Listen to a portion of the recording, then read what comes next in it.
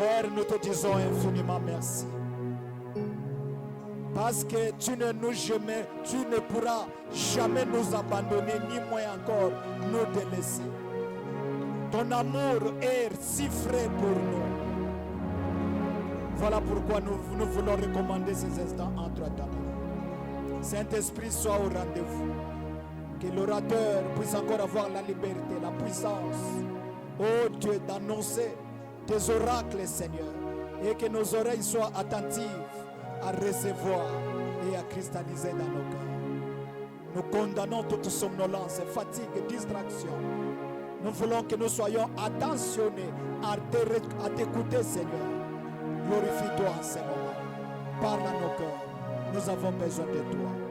Au nom de notre Seigneur Jésus-Christ, nous disons Amen. Nous acclamons le Seigneur.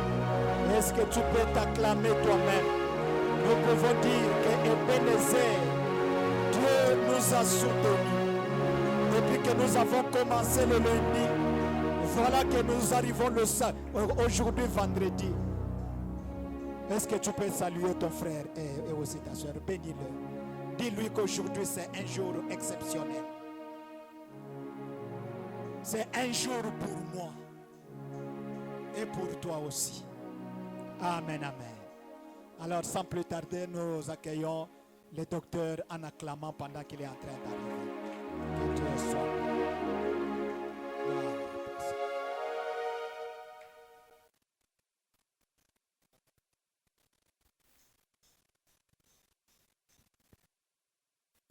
Gloire à Dieu. Que Dieu vous bénisse. Est-ce qu'on peut acclamer le Seigneur Jésus-Christ? Yesu Kristo. Amen. Que Dieu nous bénisse. Mungu atubariki. Nous disons encore une fois merci au pasteur Jean-Jacques Tunasema tena mara nyingine asante kwa Pastor Jean-Jacques. Via et aussi merci à maman Déborah. Kupitia na asante vile vile kwa mama Deborah. Merci au pasteur Jean-Jacques et Jean-Marc plutôt. Asante kwa Pasteur Jean-Marc. Ainsi qu'à toute l'équipe qui supporte le poids de cette semaine. Na timu yote mzima iko na beba jito kwa juma. Et merci à vous pour votre assiduité. Depuis lundi, nous avons lancé ces travaux. Vous êtes présents. Qui est là depuis lundi? Le héros de cette semaine, la héroïne de cette semaine. Est-ce que vous pouvez acclamer pour vous-même? Gloire à Dieu. Il y a comme ça dans la vie des moments où vous prenez des grandes décisions pour vous-même.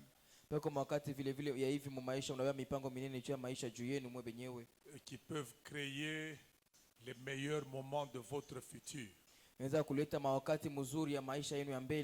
Et ces moments s'appellent les moments de sacrifice. Amen. Amen. Alors nous rentrons dans Joël chapitre 3. Verset 9. Joël chapitre 3. Nous lisons le verset 9.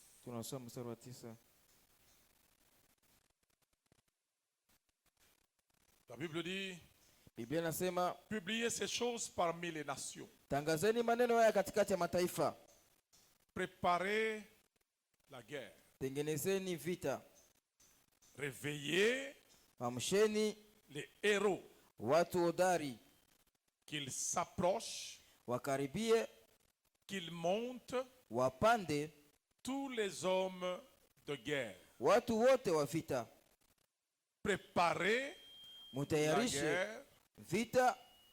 Réveillez les héros. Ça veut dire, c'est dans la préparation de la guerre qu'on réveille les héros. Donc le héros se prépare. Le héros se forme. Et une fois préparé et formé, il monte, il s'approche, banapanda, banakaribia, il va vers banaenda kule. le danger qui menace son avenir. Kuko hatari liko na makia maisha yake ya mbele. Parce que la guerre, Juu vita c'est un danger. inakuwa ni hatari. La guerre Vita vient pour mettre fin inakuwa juu ya kumaliza soit à votre vie, wala maisha yenu, soit à votre manière glorieuse de vivre. wala mnamuna ni utukufu ya kuishi. Amen. Amen. Lorsque vous êtes en guerre, Saa mko mvita, ce sont ces deux choses-là qui sont menacées. ni vile vitu viwili ndio vinakuwa nashambuliwa. Votre présence physique est menacée sur Ule la terre. mtu wenu mnakuwa na makia hapa La dunia. guerre vient Vita inakuya avec optique de vous éliminer. na nia ya kumiua. L'adversaire vient Adui anakuya avec objectif de mettre fin à votre existence. na shabaha ya kumiua mshiishi tena. Mais s'il n'y parvient pas, Kama anashindwa, au moins qu'il mette fin eri amalize wala uwe à la manière dont vous vivez avant qu'il ne vous agresse. namuna ile mko naishi zamani mbele ya yeye kumshambulia. Amen. Amen. Maintenant, si vous êtes héros, Kama uko bingwa, si vous êtes héroïne, kama uko bingwa mwanamke, vous devez vous préparer munapaswa kujitayarisha et vous former na kujitunga, à kujitengeneza, vous approcher, kukaribia, à avancer kuchofa kumbele contre les choses qui viennent contre vous, juu ya vitu ile vinakuya kwenu. parce que vous devez non seulement vous maintenir en vie, Haina juu mnapaswa kujichunga mbujima, mais vous devez offrir à cette vie-là plus que ce que vous n'avez jamais vécu. mnapaswa kupatia ile maisha kupita bila Plus que ce que vous vivez déjà. kupita bila mcha kuishi tayari. Amen. Amen. Alors, nous allons voir, comme on l'a promis hier, Tutaona sasa vile tulaka jana, la formation et la préparation des héros. vile banakuwa natayarisha bingwa na vile kwa namfundisha. Cette fois, pas directement par Dieu, Mara moja tu kupitia Mungu, mais lorsque Dieu confie cette tâche wakati Mungu anapatia mtu ile kazi, aux humains. patia bantu. Amen. Amen. Et sachez que lorsqu'on parle d'humains, des Sasa hommes, wanasema juu ya bantu, il y a du bon et du mauvais chez les hommes. pako vitu vizuri, pako kotea mzuri na mubaya kubantu. Amen. Alors, lisons d'abord les textes Tusome mbele usomi qui nous intéressent. ili tuangalia. C'est là que nous allons voir qu'il y a deux types de préparateurs. Ndio tuanze pako aina wale banafundishaka bantu. Il y a des préparateurs humains dans le plan de Dieu Pako wale wafundishaka bantu ni bantu kuambatana matengenezo ya Mungu. qui sont de bonne nature, Bale bako na umbili mzuri, bantu bazuri. qui sont des grands modèles, des modèles admiratifs, des modèles admirateurs, admiratifs plutôt. Bako na mifano mizuri bantu wanaanza kutamania. Et il y a également des préparateurs humains dans le plan de Dieu Pako balimu bantu kuambatana na matengenezo ya Mungu. qui sont des modèles écrasants. Banakuwa na mifano ya kuponda bantu. Mais Lakini Dieu a besoin de leur rigueur. Mungu iko lazima ile makanuni yabo. Parce qu'il y a certains types de personnes Tupako aina fulani ya bantu chez qui la douceur ne fonctionne pas pour apprendre. kupitia babu pole butumikake kujua kuwafundisha On doit leur inculquer par force certaines valeurs. Wanapaswa kuwafundisha kwa nguvu mabintu bingine Et ces bingine. genres de personnes-là, Na aina bale bantu bafili pour réveiller les héros qu'il y a au-dedans d'eux, jo kulamusha babingwa bale Au-dedans kwa ndani yabo. d'elle, Wala bingwa wako ndani ule Dieu mwanamke. les expose et les soumet Mungu anabaweka tayari na anabatiisha à des autorités extrêmement dures et rigoureuses. kupitia wenye mamlaka wa nguvu sana, wenye mambo ya nguvu. Et leur vie va ressembler Na maisha yabo à itafanana une vie d'esclave. na maisha ya Mais mtumwa. ce que Dieu cherchait Ile Mungu alikuwa au anatafuta travers cette vie dure, kupitia ile maisha ya nguvu en dessous d'un être humain, chini ya mtu, c'est de les amener à développer un caractère héroïque. ni kuwafikia kufungula ndani yabo tabia ya ubingwa.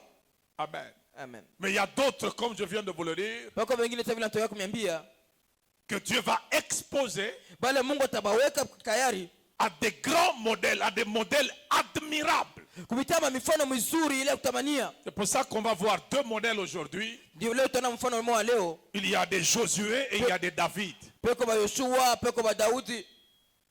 Amen. Amen. Les Josué, c'est des gens à qui, Ba Yoshua ni bantu bale. c'est des gens que Dieu forme Bale bantu Mungu anafundisha par la main de Moïse. kupitia mkono ya Musa. Un grand homme, un homme admirable. Mtu mzuri, mtu ule bantu anza kutamania. Et les David, Na ba Daudi c'est des gens que Dieu forme à partir d'Isaïe. ni bantu bale Mungu anafundisha kupitia ba Esau. Un inconnu Mtu ashajulikana, qui n'est connu que pour la dureté de son caractère. mtu anajulikana kupitia tu mifano yake nguvu. C'est-à-dire tout ce que Esaïe a fait de bon devant Dieu, c'est d'avoir engendré des enfants. Bila Esau alifanya ni kile kizuri ni kuzala tu Mais batoto. le traitement qu'il inflige aux enfants, Bitu vile kunafanyishia les batoto, conditions dans lesquelles il place makanuni ndani yake mle anaweka batoto. surtout son fils cadet, Zaidi mtoto wake wa c'est mwisho. à se demander ni mtoto yake Kulia mtoto wake wala hapana. awana mtoto yake. Amen. Amen. Maintenant, il faut se dire qu'en Christ, Tushauri jamii ndani ya Kristo, toutes ces deux phases, hii matua yote mbili nous pouvons les vivre. tunaweza kuishi. Vous n'allez pas échapper à la dureté Hamta kuponyoka kwa mambo nguvu, et vous n'allez pas échapper à l'admiration de certains modèles. hamta ponyoka na yote na Le kutamania même mifano Christ fulani. là, Hata Kristo mwenyewe il est admirable, n'est-ce pas? wanakuwa kutamania sio Il vile. est conseiller, Anakuwa il est mshauri, Dieu puissant, Mungu wa il est uwezo, Père éternel. ni baba wa Mais milele, il est aussi Seigneur. na ni vile vile tena Bwana. Le Seigneur, c'est celui qui te soumet. Bwana ni yule anakutiisha. Amen. Amen. Josué, chapitre 1er, Yoshua sura ya kwanza verset 1er. mstari wa kwanza. Amen. Amen.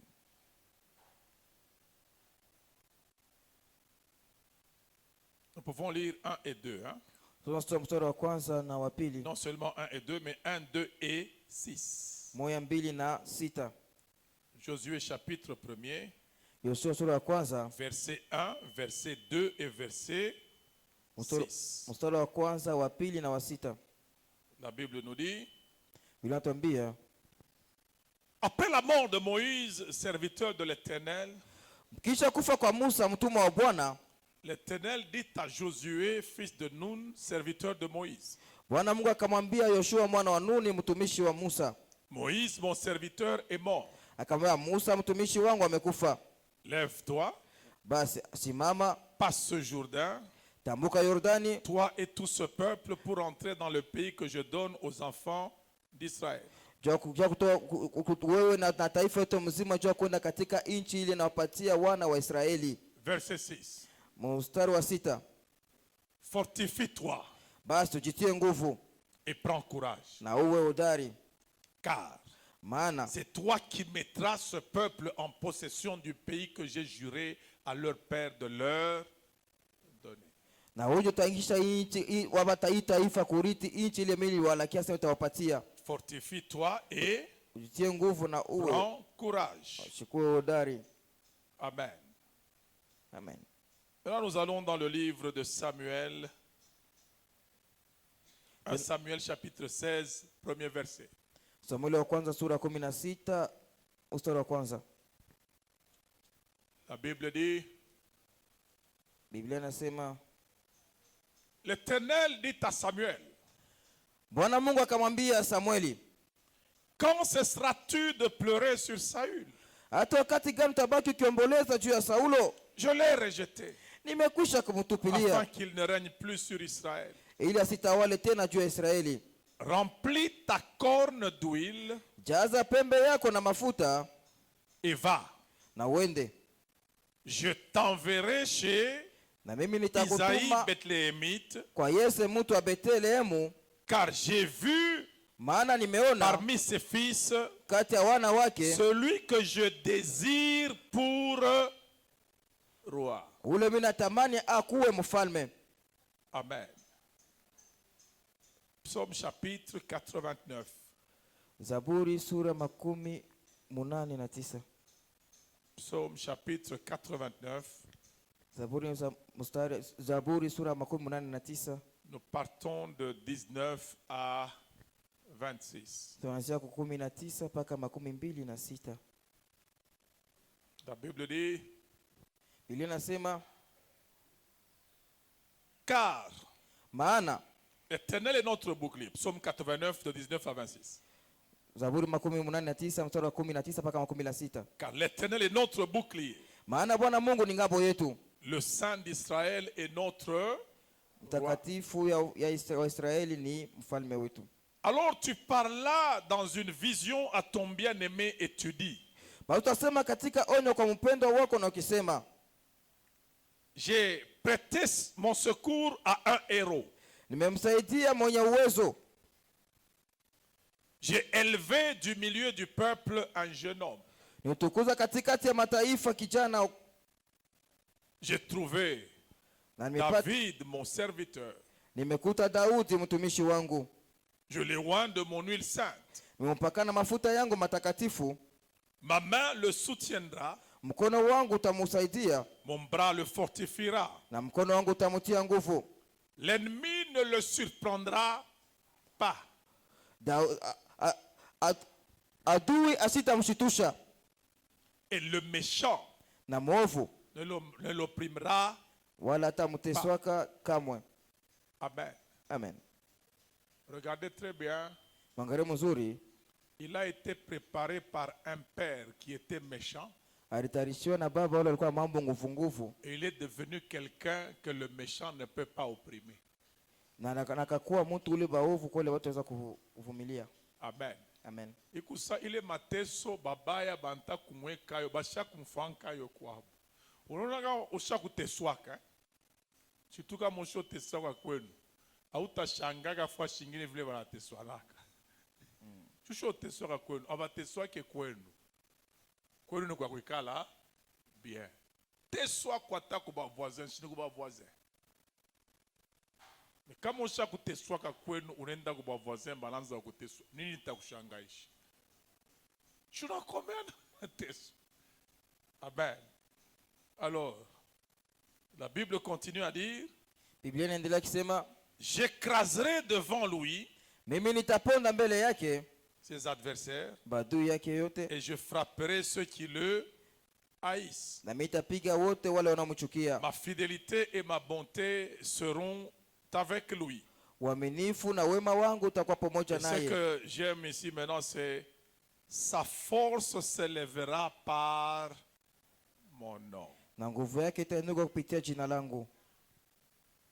Et enfin, Na kwa mwisho je mettrai mitaweka sa main sur la mer mkono wake juu ya bahari, juu ya mito, et sa droite sur les. na kuume wake juu ya Ça veut dire Bari. lorsque kusema, wakati on a été bien formé, qu'on a pu développer le caractère des héros, so alifundishiwa mzuri na ndani yako anachamusha ile mifano ya babingwa, vous allez être stable dans des milieux instables. utakuwa mustari mafashi ile na ustari, Vous allez être tranquille dans des conditions difficiles. mtakuwa kimya makanuni ya nguvu, Et ça, on va le voir après. na ile utaona kisha. Commençons d'ailleurs justement par la première phase. Tuanze moto ya kwanza, Les héros que Dieu prépare babingwa bale Mungu anatayarisha en les livrant akibatoja aux mains des hommes sévères. mu mikono ya bantu wa mambo nguvu. Amen. Amen. Les tempéraments des hommes diffèrent. Mahali ya bantu vile wanaikalaka inaachana. Josué n'a pas le même tempérament que David. Joshua na hali moya sa vile Daudi. Josué, c'est quelqu'un de docile et de très soumis. Joshua ni mtu wa kujishusha sana na mtu mpole. Mais si vous prenez David de par son caractère, Kana mbele Daudi kupitia mifano wala tabia yake, David est quelqu'un Daudi ni mtu de dur, wa mambo nguvu, qu'il faut absolument que quelqu'un contrôle. ilipasha paka mtu mwa mwangarishishe, Parce qu'il a tellement de force au-dedans de lui tuko na manguvu ya mingi sana ndani yake, que si il n'y a personne juu kama hakuna mtu pour le contrôler. juu kumwangarishisha vile kunafanya. David est capable de faire de très grands dégâts. Daudi iko na uwezo wa kufanya mabintu ya mubaya mingi. Alors, un homme comme celui-là, Mtu sa vile ule, pour que Dieu lui inculque des valeurs, juu Mungu aweke ndani yake mabeo wala bitu heshima, il ne va pas le mettre en dessous de quelqu'un de doux. hasta mweka chini ya mtu mpole.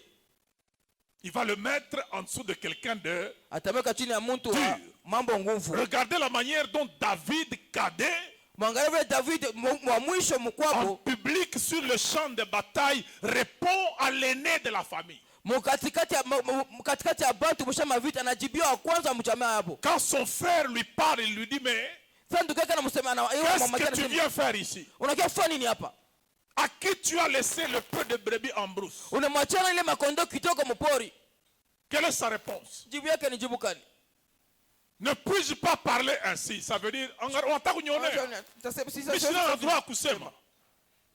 en Swahili, unakuwa nani hapa we? Na mijuni chiseme. N'est-ce pas ça? Cette manière de répondre là montre que David sait que Eliab sait qu'il est fort. C'est comme s'il lui disait, parce que si quelqu'un est déjà prêt à se battre contre celui que vous fouillez, ça veut dire quoi? Il va te fuir toi, Eliab. Et puis qu'on se dise la vérité, pour vous dire que David est un garçon violent.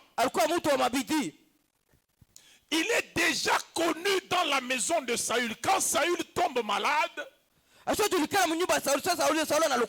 le mauvais esprit de l'Éternel agite Saül, un serviteur de Saül a dit à Saül, je connais un jeune homme. Il est beau de figure, ça c'est rare. Hein? La plupart des gens qui aiment se battre ont toujours des visages compliqués. Mais cette fois-là, un beau gars aime la bataille.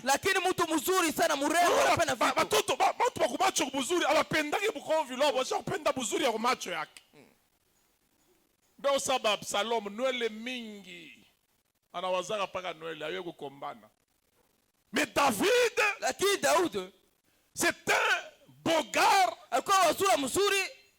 taille mannequin, physique hollywoodien. Mais cet homme-là, il n'est pas distrait par sa beauté au visage, quoique il sait lui-même qu'il est beau. Puisque même dans les psaumes lui-même déclare, Seigneur éternel, je te loue de ce que je suis une si belle créature.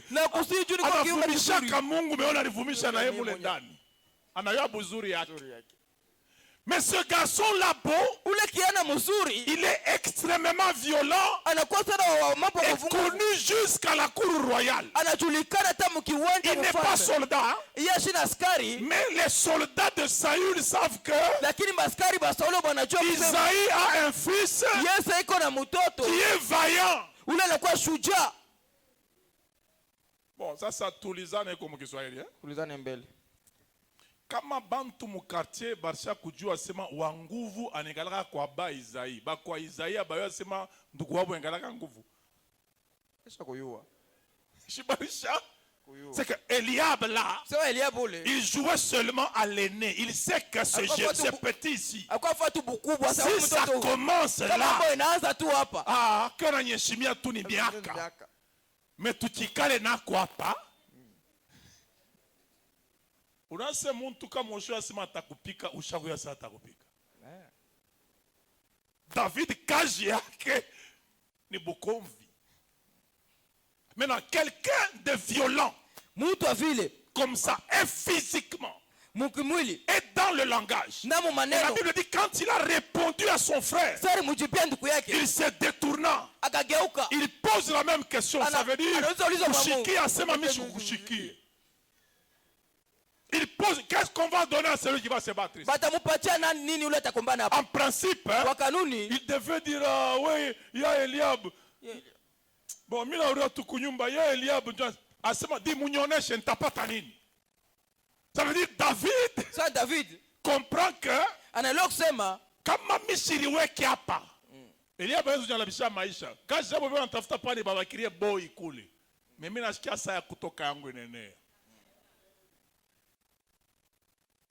Il demande. Anauliza. Et on lui dit, il dit allez. Na anamwambia anasema mimi. Amenez-moi chez le roi. Maintenant il met Eliab en difficulté. C'est le roi qui a parlé. Les gens ont fait 40 jours en train de souffrir. Ils voient quelqu'un qui est prêt à mettre fin à leurs problèmes. Qu'est-ce qu'ils disent? Dis Kouya. Donc Eliab, on a vu kalokwa ke mo impolitesse.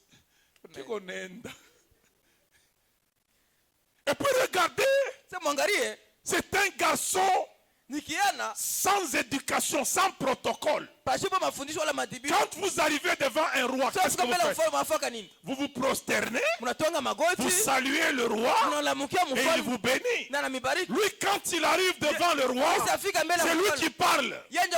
Que personne ne se décourage à cause de ce Philistin. Hakuna kwa tasema mfalme Saul heshima baba. Saul anakangaria anaanza kukakalme. C'est non. Tu ne peux pas aller te battre contre ce Philistin. C'est un homme de guerre depuis sa jeunesse. Kama roi anasema utafanya nini? C'est bon, ça va.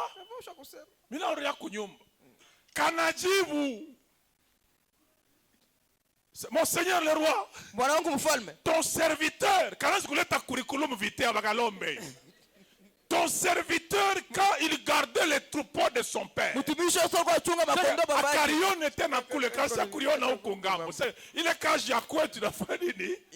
regardez comment ce garçon est violent.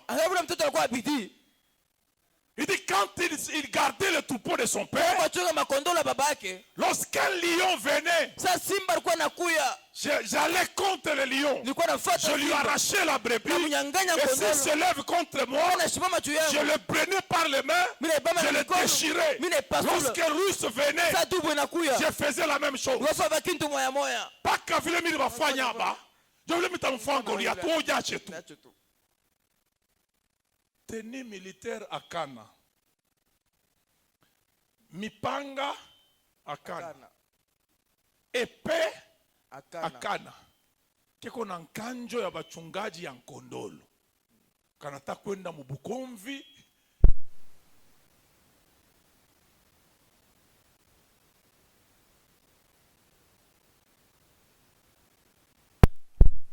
Quelqu'un qui est comme ça, qui a un excès de courage et qui est aussi violent, pour qu'on le transforme, il faut que papa Isaïe. Dieu Paul Onona, dans la Bible, lisez tranquillement la Bible comme on vient de le voir dans 1 Samuel. Dieu n'a même pas cité son nom au prophète. Il a dit au prophète, va dans la maison d'Isaïe.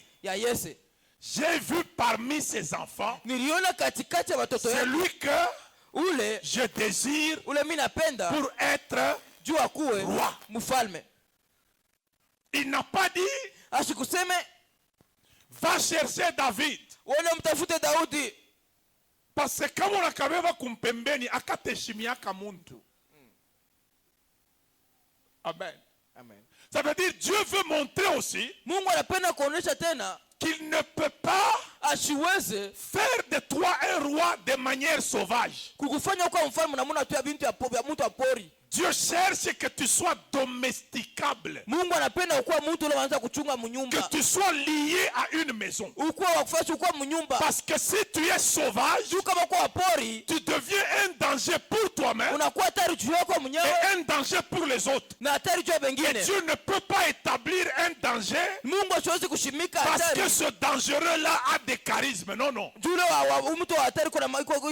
veut d'abord que tu sois maîtrisable. Njo pale unaona hata we kiana wa ministère. Kuna madon ya mingi. Ça moi je tunafukushaka madémon après avoir fait au nom de Jésus 4 fois. Wewe kifike tu ni au yaanza tu ukiempoze mikono muntu anaanguka. Shibinegala kako. Sasa kama uko vile hapana kuriona juu wanze tu mambo peke yako. Sinon tu risques d'avoir ce que j'appelle ministère d'Ismaël. Shagora ma ministère ba Ismaël. Ismaël lorsqu'il naît, Ismaël sanzalika. la Bible dit Ismaël est un âne sauvage. Alikuwa mwana punda ya pori. Il sera contre tous Atawa kinyume na bote. et tous contre lui. Na bote atawa kinyume naye. Kama Mungu nasikia muntu eko paka amechikaki onction yangu pa kanisa, Ismaël eko sauvage. Nomino sa pasteur unanikombate kwa sababu unataka kufunga mwito yangu, Ismaël. Apana juu tu na ubiri banduku. Là je parle au ministre. Hein? Les bonnes prédications ne font pas le bon pasteur. Mahubiri mzuri fanya kesa huko mchungaji mzuri na pastor mzuri. Cette semaine, je vous donne plusieurs secrets même dans la vie chrétienne. Nimpatia masiri mingi juma tamu maisha ya Ce Kristo. n'est pas parce que tu prêches bien Aina juu na buri yake mzuri. que tu vas être un bon pasteur. Ndio utakuwa pastor mzuri. C'est bien de prêcher ici. Ni mzuri kuhubiri hapa. Mais quand on commence à se visiter les malades, on a ce qu'il y a. C'est autre chose que ça. Si moi je tourne là-bas, par un ami, il faut le couper. Mais on n'a pas onction Wendy. Comme on a monté au ville, mon pasteur, beaucoup kiloko, sans. Tout le monde a oublié bien. Mais comment mon tout bon poser problème, mon tout bon poser mambo yake. Et on a dit quand on a versé kumpembeni leo na waza ya kuhubiri, ashifuate ile mambo ça. Kisha ça hein? Jo vile. Bon, on va nikombe tu Mungu akusaidie. Même si il a lui une solution à donner, atasukuma paka kwa Mungu. Compassion iko kiloko. Yeye kinamtafutaka paka ni mimbari. Ula na pasteur, ule ni mhubiri. Amen. Ça veut dire qu'un pasteur, C'est un pasteur. ce n'est d'abord pas ce qu'il va faire sortir de sa bouche qui est profond à entendre. Ana bila mbele atatusha mkinyo wake na kwa uketo kusikia. Un pasteur, c'est celui qui sait garder un troupeau, compatir avec le troupeau. Ana ni ule kuchunga makondoo kuingia mambo ya makondolo. Bu pasteur buzuri haina kupita huko kusema mambo ya bien, ni bia bongo. Muna fata bien. Muna comprendre ça ça. Sasa wewe kuna mahubiri ya bien. Unaona sasa ndio utakuwa pasteur. Angara mbele roho yako ikoje avant que pasteur. Amen. Amen. Donc évitez d'être des Ismaël. Mwepuke kwa ba Ismael. Être des sauvages. Kwa ba pori. Unatafuta paka kile weye. Unapenda kifuanshike. Kama kifuanshike, abanipendake hapa. Mais on a ni combattre. Et puis à un certain moment, vous appelez combat divergence d'opinion. Unaita kwamba mkatsa mnabishana juu ya kintu. Wewe unasema hiki, bankoesha pana hiki tufanye hiki. Non, beko na ni combattre. Wewe unasema combat wewe. Kanisa kaishi tu hapa tutoke nje pale shibote tukwanje. Utekala pale. Juste divergence d'opinion. Il n'y a même pas de violence verbale ou physique. C'est juste divergence d'opinion. Tu es incapable de supporter une opinion contraire. Alors que tu n'es même pas en position de dirigeant. Tu ne supportes pas la contradiction.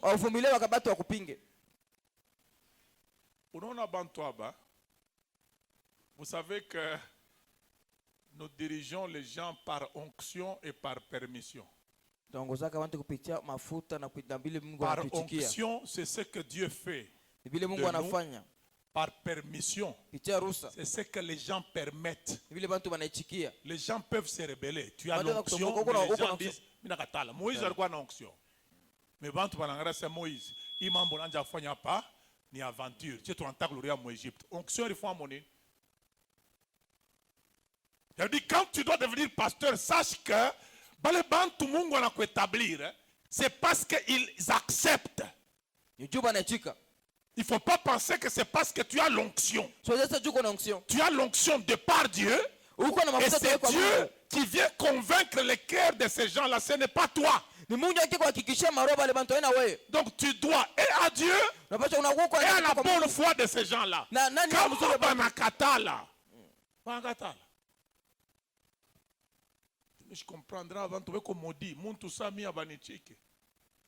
Vous avez raté le temps où vous avez été visité. Aïna vile hapana. Maintenant retournons à notre situation ici.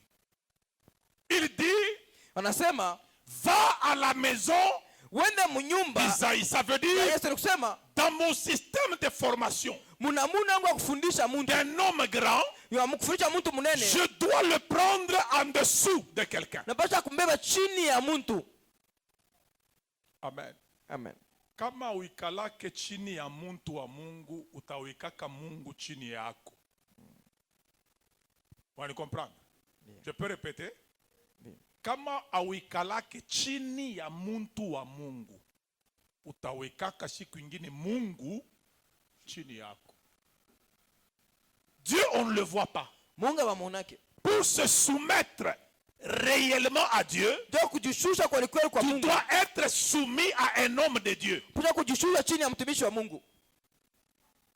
Amen. Amen.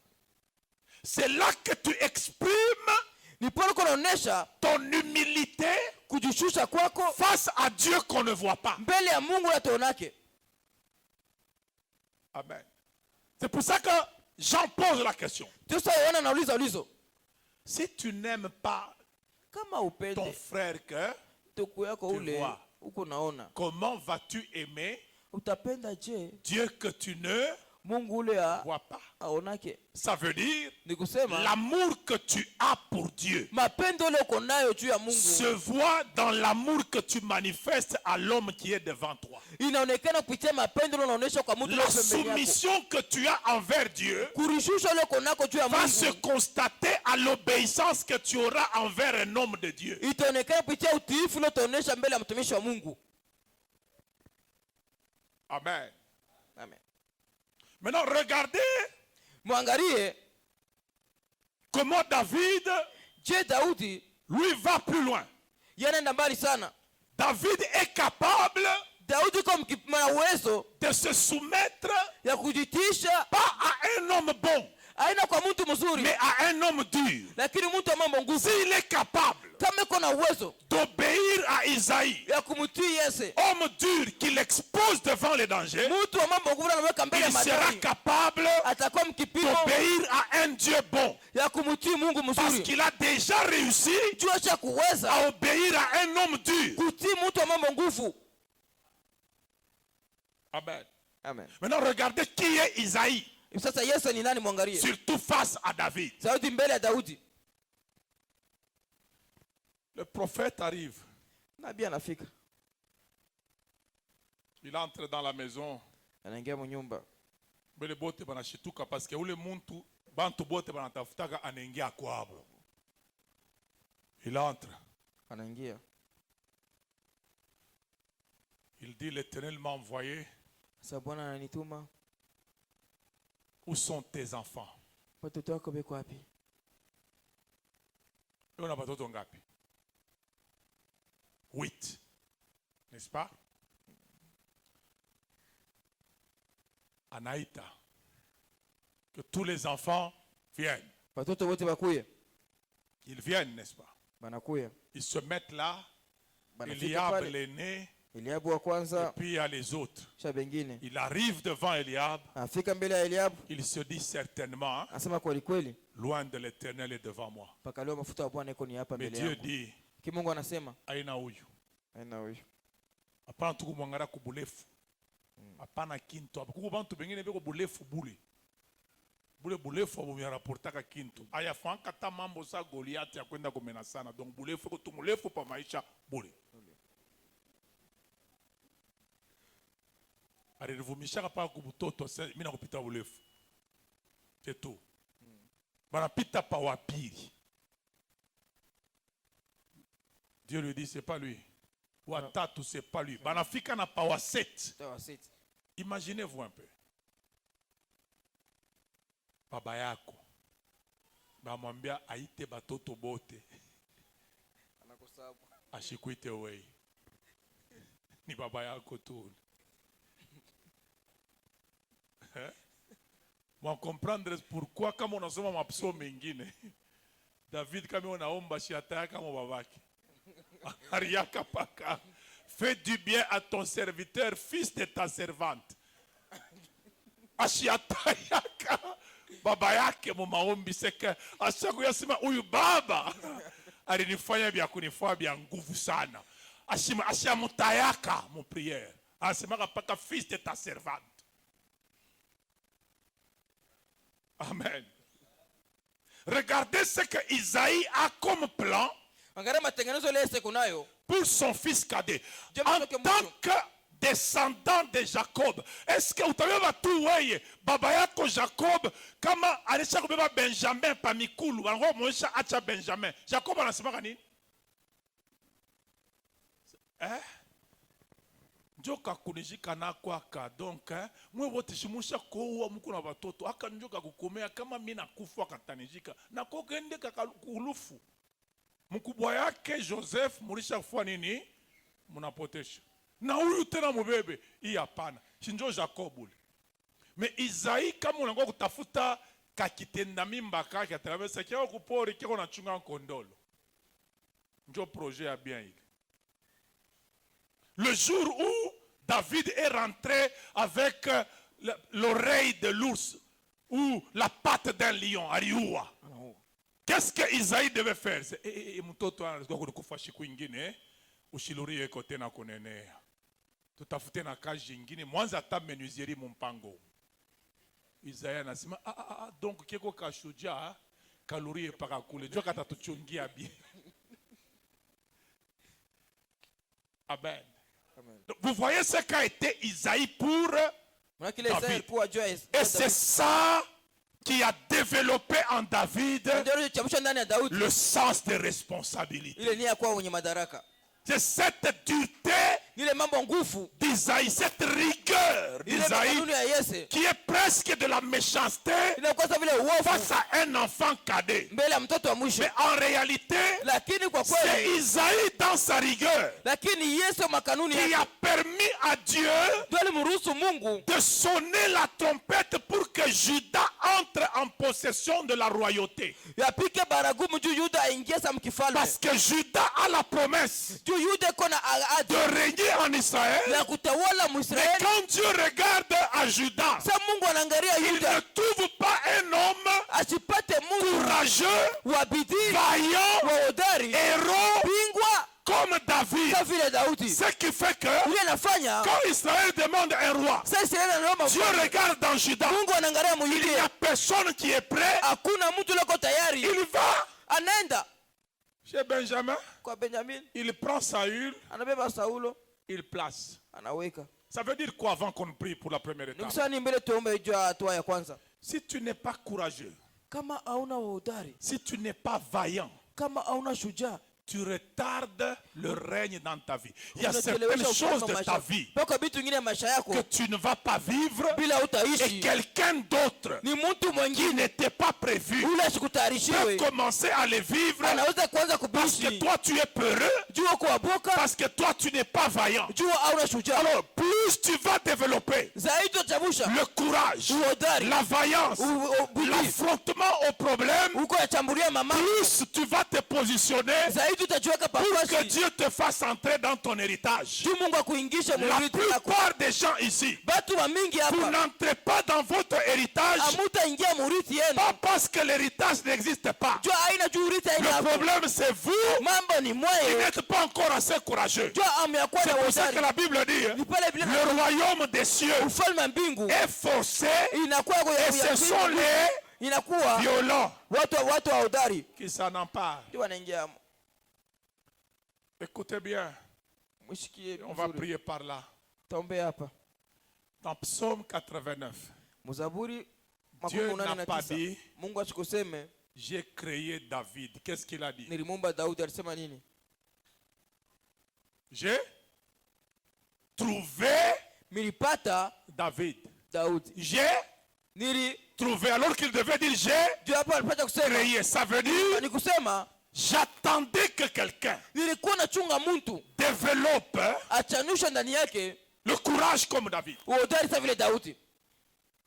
Je cherchais en Israël, Nilikuwa natafuta à Israeli Juda, la tribu royale, mwenye kabila ya kifalme, un cœur comme celui de David, roho sa vile ya Daudi, pour que juu les promesses depuis Jacob, maahadi tangia les Yakobo, prophéties depuis Jacob, matabiri tangia les Yakobo, prophéties que Moïse a confirmées, matabiri le Musa que alihakikisha Juda doit régner, sasa ya Yuda apata pour que kuokolewa. ces prophéties arrivent. Juu ile matabiri shike, J'avais besoin d'un cœur nilikuwa lazima ya roho comme celui de David. sa vile ya yule ya Et Daudi. j'ai trouvé ça. Ça veut Na dire, nilipata ile kusema pendant tout ce temps, mwi wakati yote j'ai cherché, nilikuwa natafuta, je ne trouvais pas. sikuwa napata. Mais quand je vois Sasa mimi naona ce que Isaïe a fait de David, ile Yesu alimfanya maintenant Daudi. je suis tranquille, Sasa niko sa mkimya, j'ai trouvé. mimi napata. Est-ce que Dieu peut te trouver Eti Mungu anaweza kukupata pour que tu entres dans le règne, juu ingie mu utawala, pour que tu entres dans les promesses? juu ingie mu maadi, Parce que la promesse de régner, juu ahadi ya elle kutawala était à Juda, ilikuwa ni kwa Yuda, mais Juda n'est pas entré en premier dans cette promesse. lakini Yuda kuingia wa kwanza mwile ahadi, Parce qu'à Juda, il n'y avait pas encore le cœur que Dieu cherchait. juu mu Yuda mukua roho ile Mungu alikuwa Est-ce que anatafuta. tu as développé en toi Eti ushachanua ndani le yako cœur qu'il faut roho ile napashwa, pour que Dieu t'établisse dans les promesses qu'il t'a faites? juu Mungu akushimike mu ahadi ile Nous allons kufanyia. prier Dieu Tutaomba Mungu pour ce cœur-là. juu ile roho. Tenons-nous debout pour cette première étape. Tusimame ibui majoo ile Que hatua ya chacun kwanza. de nous Kila mmoja wetu dise à Dieu, Seigneur, amwambie Mungu, je Bwana, me dispose, najiweka je tayari, me rends disponible niweka tayari pour affronter les défis de ma vie. juu kupambana na mambo ya maisha yangu. Trouve-moi dans ma vie. Unipate mu maisha Prions yangu. dans le nom de Jésus. Tuombe kwa jina la Yesu. Qu'il te trouve dans ta vie. Akupate mu maisha yako. Qu'il te trouve aussi pour l'église. Akupate vile vile juu ya L'église, kanisa. que Dieu te trouve Mungu akupate comme vaillant pour l'église. sa vile shujaa juu ya Prions dans kanisa. le nom de Jésus. Tuombe kwa jina la Yesu. Prie dans le nom de Jésus. Omba kwa jina la Yesu. Lève-toi, commence à prier. Shimama na anza kuomba.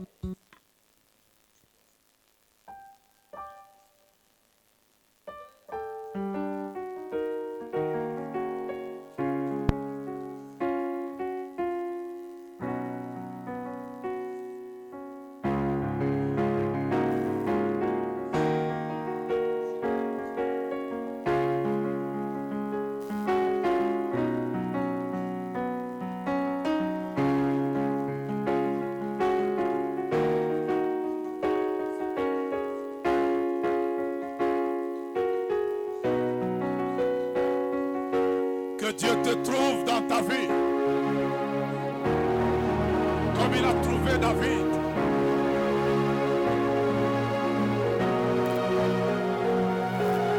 David est devenu héros avant l'onction. Ce n'est pas l'onction qui a rendu David héros. Joël 3:9 nous dit, Yoeli 3:9 natuambia préparez la guerre, utayarishe vita, réveillez les héros, la mwisho wa bingwa, qu'ils s'approchent, bakaribie, qu'ils montent, bapande, tous les hommes de guerre. watu wote wa vita. Et regardez Mwangalie l'attitude de David face à Goliath. hali ya Daudi mbele ya Goliathi. 1 Samuel chapitre 17 Samueli wa kwanza sura 17 au verset 48. mstari wa 18. La Bible dit, Biblia nasema aussitôt que le Philistin se mit en mouvement wakati tu Wafilisti wanaenda katika pour tendo marcher au devant de David, cha kutembea mbele ya Daudi, qu'est-ce que David fait? Daudi anafanya nini? La Bible dit, Biblia nasema David courut sur le champ de bataille à la rencontre du Philistin. akakimbia mshama wa vita kwenda kukutana na Qu'il Filisti, monte, akapanda, qu'il s'approche, akachofa, les hommes de guerre. bapachofa watu wa C'est vita, ça les héros. ndio vile mabingwa Là où pale vient le danger, kule hatari iko natokea, c'est ça ta direction. ndio kule kuko njia yako unapaswa kwenda. Kule kunatoka mambo yako, ndio kule unapaswa kwenda. Mais l'erreur d'Israël, makosa ya Israeli, quand Goliath s'avançait, sasa Goliath anashimama, les gens reculaient. watu warudi kumkongo. Et j'aime bien Na mimi napenda sana Psaume 89, Zaburi 89, le dernier verset que nous avons lu. mstari wa mwisho leo tulisoma, Sa force s'élèvera par nguvu yake itasimama mon nom. kupitia jina yangu. Devant Goliath, qu'est-ce que David dit? Mbele ya Goliath Daudi anasema nini? Tu viens vers moi Unakuja kwangu avec les épées, mais moi, na mipanga, lakini je mimi viens vers toi nakuja kwako au nom kwa jina de l'Éternel, la wa le milele, Dieu d'Israël, Mungu wa Israeli. que tu as insulté. Ndio alichambula, Il a élevé le nom de Jésus, aliinua jina la Yesu. plutôt le nom de l'Éternel. Jina la Bwana. Élève le nom de Dieu dans ta vie. Inua jina ya Mungu maisha yako. Approche-toi de toutes les difficultés de ta vie Na uchofika en mambo élevant yote ce nom-là. ukiinua ile Et jina, ce nom-là va t'élever ile jina itakuinua au-dessus de ces difficultés. juu ya magumu yako yote. Lève-toi dans le nom de Jina Jésus. kwa jina la Yesu. Élève le nom de Jésus Inua jina la Yesu. sur toutes les difficultés de ta vie. Juu ya magumu yote maisha yako. Prions dans le nom de Jésus. Tuombe kwa jina la Yesu. Approche-toi Wewe uchofee de là où te vient le danger. kule kunatokea hatari Quelle yako. que soit Ingawa l'origine du danger, hata kule mama atokea, approche-toi en élevant le nom de wewe Jésus. uchofee ukiinua jina la Yesu. Prions dans le nom de Jésus. Tuombe kwa jina la Yesu.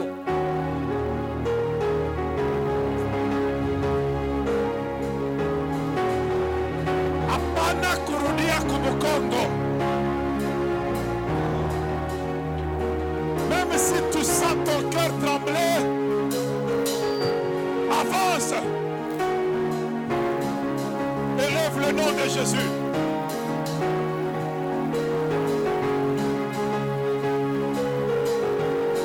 Élève le nom de Jésus. Dans les psaumes, Katikati ya maombi ya Daudi mzaburi, il y en a une où David dit, wako moja ile mule Daudi anasema, du bout de la terre, kumwisho wala mipaka ya dunia je crie à l'Éternel na mlalamikia Bwana, et je dis, na mimi nasema conduis-moi uniongoze vers un rocher que je ne peux atteindre moi-même. kumwomba ile mimi sitaweza kufikia mimi mwenyewe. Ça veut dire, hein, Ni kusema il y a certaines choses, peko bintu bingine quand vous le regardez à partir de vos conditions actuelles, so mnabiangalia kupitia makanuni ya maisha ya sasa yenu, c'est comme si elles sont au bout de la terre. isavyo biko kumwisho ya dunia, Il y a certaines stabilités dans la vie. peko maustare ingine mu maisha. Lorsque vous les considérez à partir de là où vous êtes, So mnaangalia kwamba tena kuanzia pale et muko dans les conditions qui sont les vôtres actuellement, na makanuni ile muko nayo hapa sasa, en tout cas par vous-même, vous ne pourrez jamais arriver là-bas. kwalikuwa kupitia mwe mwenyewe mtaweza kufikia kama Maintenant, kule. David, sachant qu'il a une promesse, Daudi akijua kama iko na ahadi, Dieu lui a dit, Mungu anamwambia je mettrai sa main sur la mer taweka mkono wako juu ya mto et sa droite sur les fleuves. na mkono kwa kuume C'est katika qu'il juu ya a bahari. une promesse Iko na ahadi d'être un jour stable dans des domaines stables. ya kuwa siku wa mustare bafasi pale pana Alors ustare. il a lancé cette prière à Dieu. Sasa akamwambia ile Mungu ile maombi, Toi aussi ce soir, wewe wewe magharibi, prie Dieu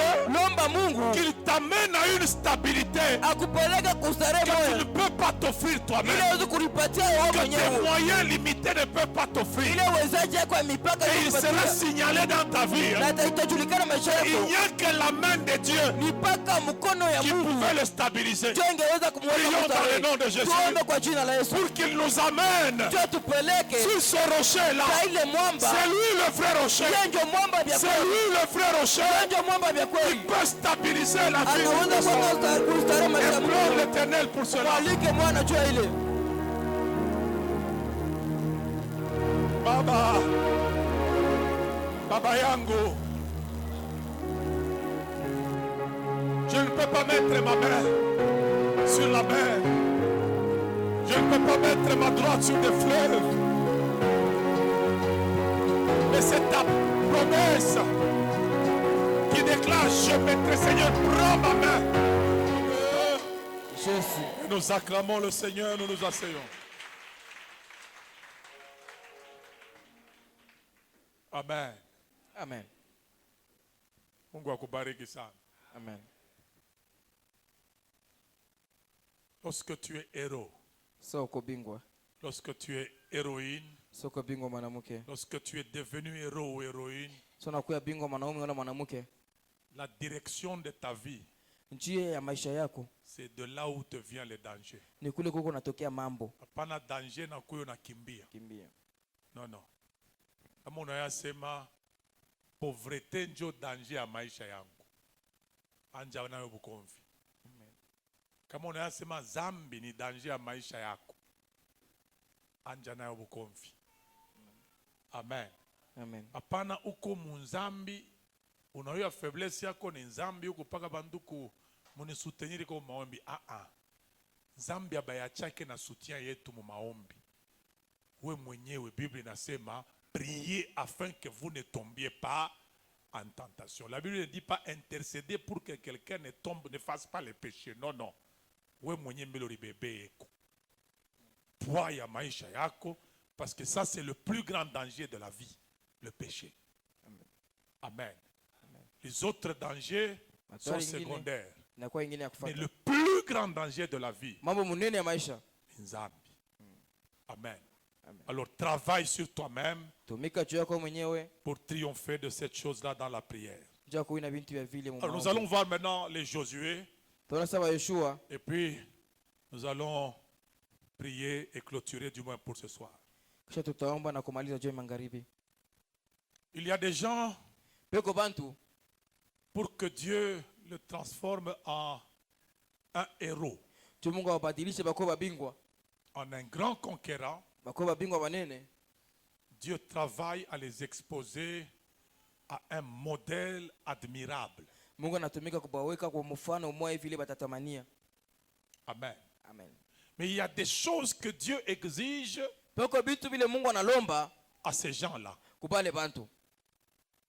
Ce n'est pas que vous puissiez simplement admirer la personne qui exerce déjà des grandes conquêtes.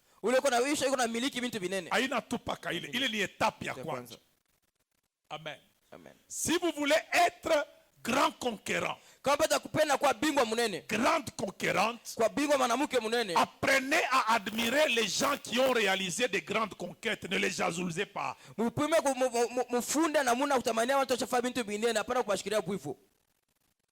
Amen. Amen. Apprenez à vous inspirer de ces gens-là. À les prendre comme modèle. C'est ça que même Hébreu nous demande de faire. Que nous devons prendre pour modèle ceux qui nous ont précédés dans la foi. Mais attention, la Bible dit considérez leur fin. Amen. Amen. Ça c'est très important. Ça veut dire par la force d'admirer une personne, on peut reproduire certains aspects de la vie de cette personne. Dieu a établi l'admiration comme un principe de transformation. Amen. Amen. Qu'est-ce qui fait que les mondains dansent comme les musiciens mondains?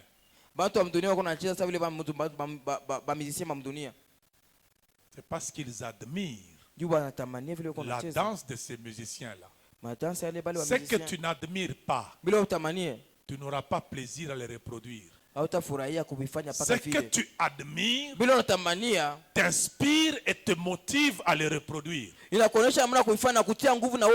ça que parmi les moyens que Dieu a établis pour transformer, il y a l'adoration. L'adoration, c'est la haute admiration de la personne de Dieu, au travers laquelle nous sommes transformés en la même image que lui. C'est pour ça que dans 2 Corinthiens il est écrit, nous tous qui le visage découvert, n'est-ce pas? Amen.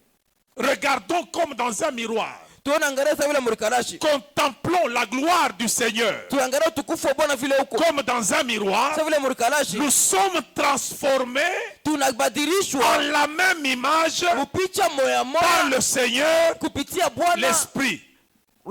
Qu'est-ce que nous faisons? Nous contemplons. Contempler, c'est regarder avec plaisir. Pendant que nous adorons Dieu, sa personne nous impressionne. Sa personne nous attire. Cette attraction-là fera que nous puissions reproduire la manière d'être de Dieu. Dieu parle d'adoration, il n'a pas qu'à musique kuimba. Juba ba kuimbia miziki bengine anesha kuimba miziki anatosha na mango. Mungu anatosha mango. La musique ce n'est que une des expressions de l'adoration. Adorer Dieu, ce n'est pas commencer à chanter. Adorer Dieu, c'est réaliser par la révélation. La grandeur de son amour, la grandeur de sa personne, la grandeur de ses capacités, que tu ne peux comparer à rien d'autre. Tout en sachant que même ce que je réalise est moins que ce que Dieu est en réalité, et jamais on ne parviendra à réaliser la totalité de sa grandeur. Unasema sama mimi nawazaka tu sebo Mungu jifo tu nikone uliniwazaka tu nikwe mije mimi nafia mbele nyonane na ule aranja kuwaza nikwe miye nimuulize uliniwazaka tu je puis mimi nasikia tu bien nikwe miye ulifanka tu je mushikose le rendez-vous maisha yako konana na Mungu. Amen. Tupuse ma rendez-vous yetu ya huku na ya huku.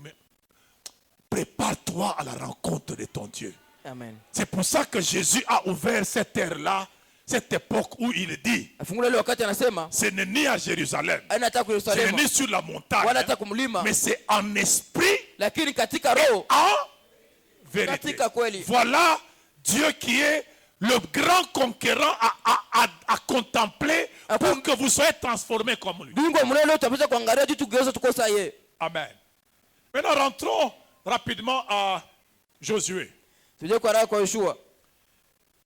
Josué est placé sous la direction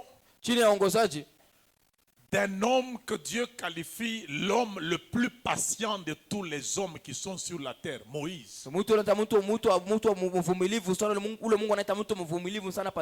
Amen. Amen. Et si j'aimerais parler à ceux qui exercent les dons de prophétie. Le jour où Aaron et Marie ont outragé Moïse, c'est ce jour-là que Moïse, Dieu a rendu témoignage de lui en disant que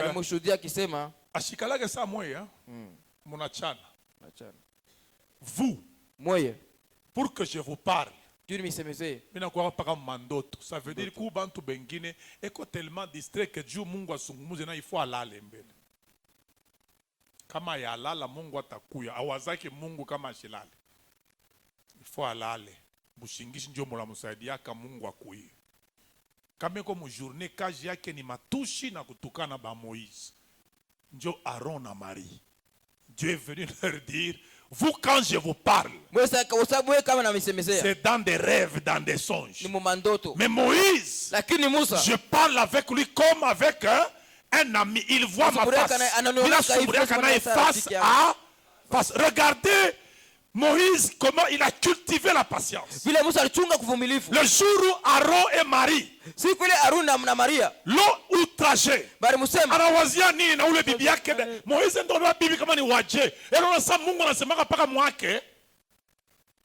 quand Moïse a entendu ça, la Bible dit Moïse se prosterna.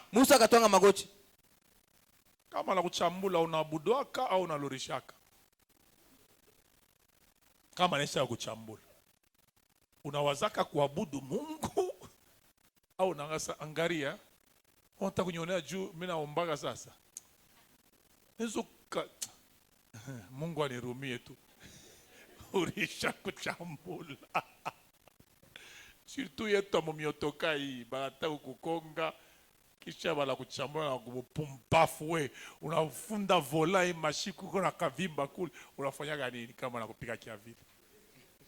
Est-ce que unasemaka sifa kwa Mungu? Regardez la patience de Moïse. Il est insulté, il est outragé, mais qu'est-ce qu'il fait? Il se prosterne, il n'en parle pas à Dieu. Dieu voit son adoration et Dieu lui-même se lève, il va parler à ses ennemis.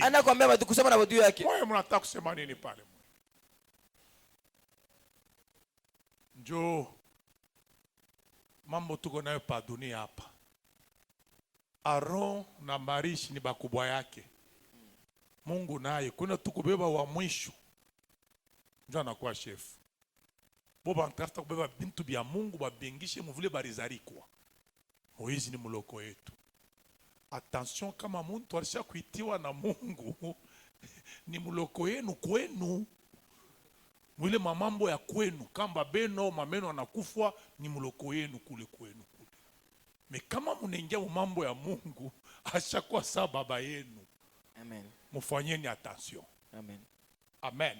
Je peux l'ona muma famille mwache kutukana bantu kama musha kujua sema uyu Mungu alisha kumuita alimupakala mafuta. Mushimona sema juu ni nduku yenu munaweza kufanya n'importe quoi. Angalia nduku yako asha kujulikana ni pasteur. Wako na chambulana kwenu buloji asema oh mama papa buloji. Bo kama ndugu wako pasteur na nenda pashera anasema uko muloji.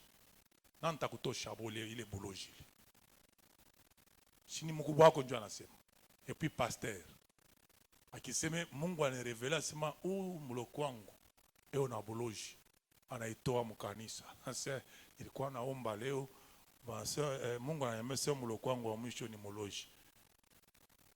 Utakuwa kubisha.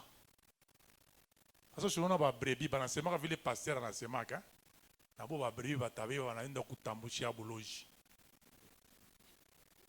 Sini parole ya win. Il faut faire attention.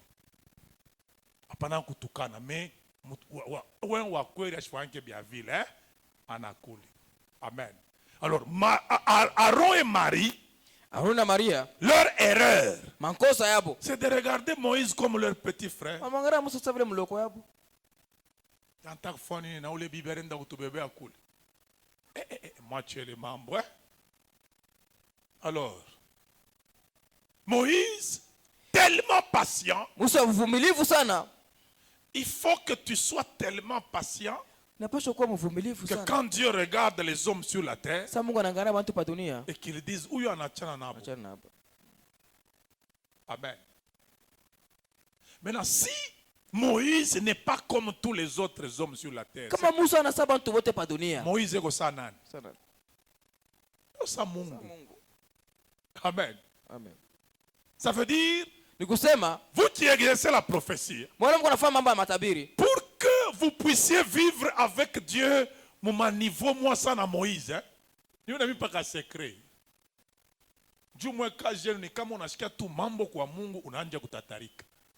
Qui vous a dit que le prophète est établi pour dire ce que Dieu a dit? Unaona mese na bali mshimika na bidu aseme vile Mungu alisema. Ina mitroublé Dieu ne t'a pas établi pour que tu dises tout ce qu'il a dit. Dieu t'a établi pour dire ce qu'il a dit que tu dises. Il y a certaines choses que Dieu peut te dire, pas pour que tu les dises. On a de comprendre bien. Mais maintenant, nous avons des gens, des prophètes aujourd'hui, des mangeaisons. Il y a des choses que Dieu peut dire sans qu'il ne demande qu'on les dise. Tu peux entendre Dieu parce qu'il voulait seulement partager avec toi. Est-ce que Tunaangalia akasema hii nikiseme yo haina bien. Mais pourquoi kama mnafika kwa Mungu biote bile mnashikiaka niko nashikia sauti ya Mungu juu tu utempressione. Sasa tusha atushikiake sauti ya Mungu. Niko nashikia Mungu yuko nasema. Hawezi tu kusema pasho kusema niko nashikia Mungu yuko nasema.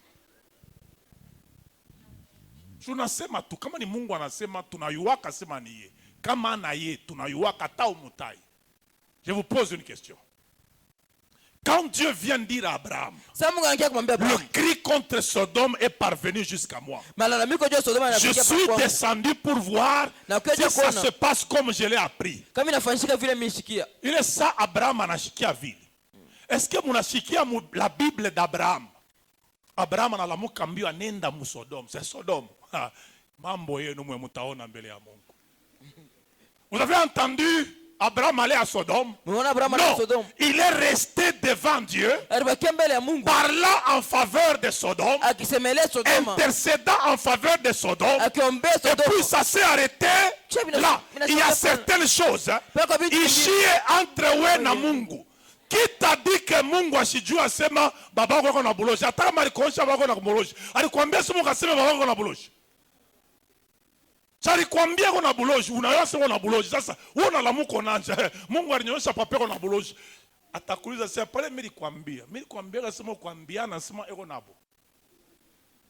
Unaona vile mwananja bingu ya Mungu. Sasa Mungu njoo alisema. Bon, Mungu njoo alisema. Est-ce que Mungu alisema na wewe useme? Vous voyez comment plusieurs prophètes ont induit en erreur plusieurs familles par manque de patience.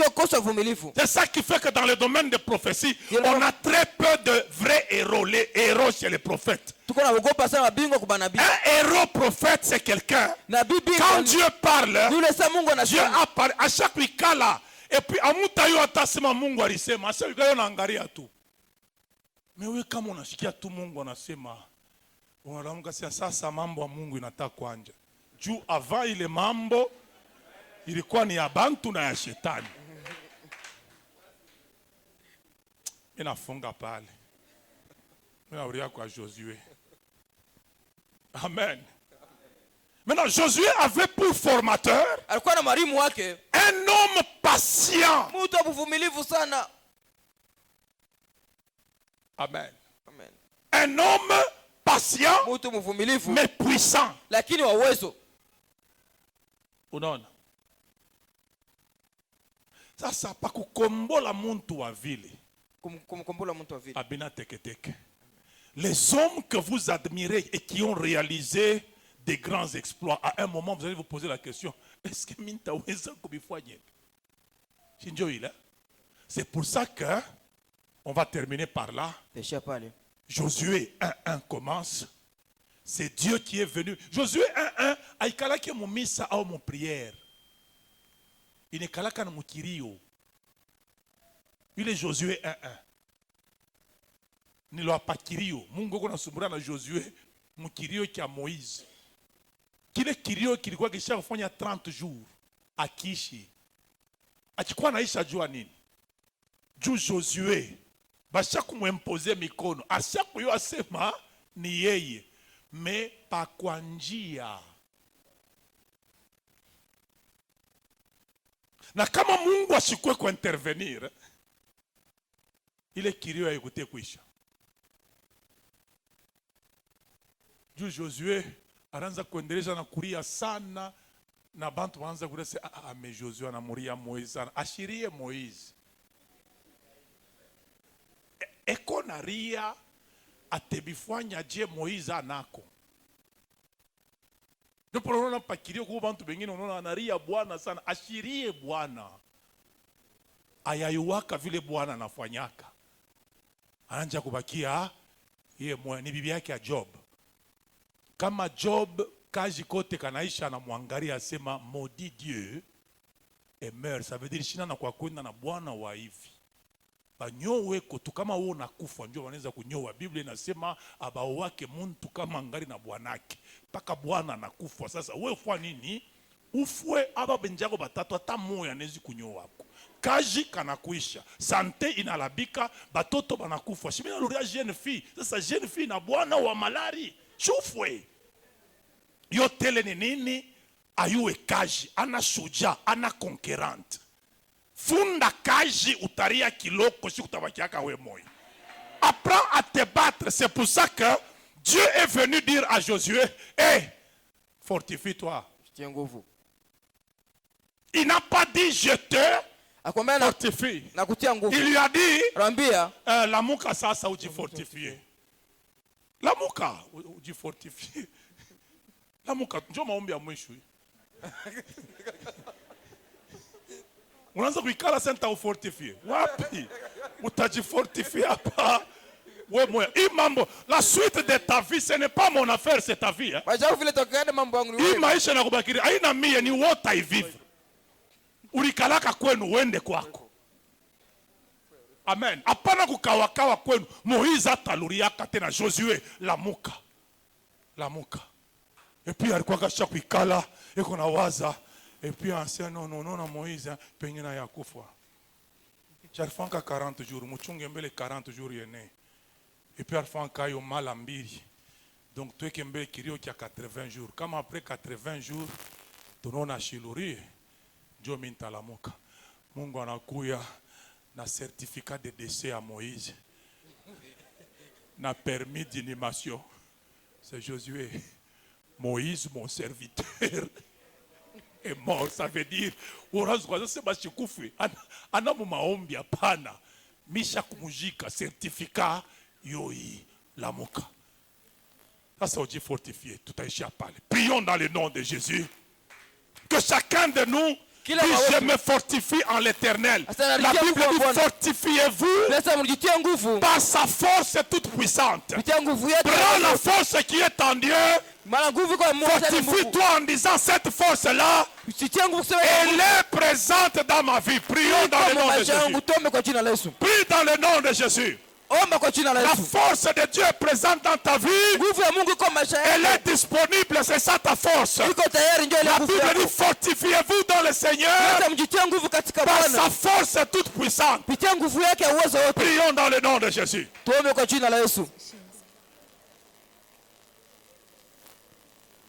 Prions dans le nom de Jésus.